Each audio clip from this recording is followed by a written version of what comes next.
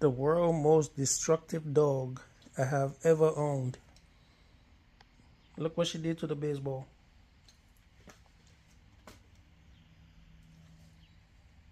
Look at that. Yeah, and the reason why she don't have a cover in her crate because she ate that up too.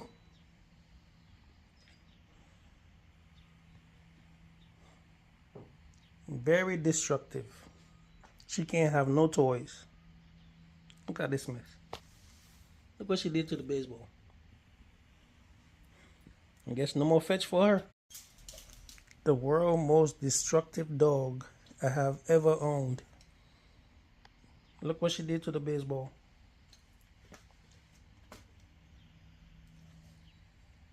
Look at that. Yeah, and the reason why she don't have a cover in her crate because she ate that up too.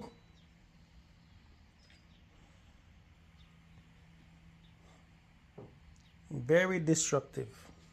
She can't have no toys. Look at this mess.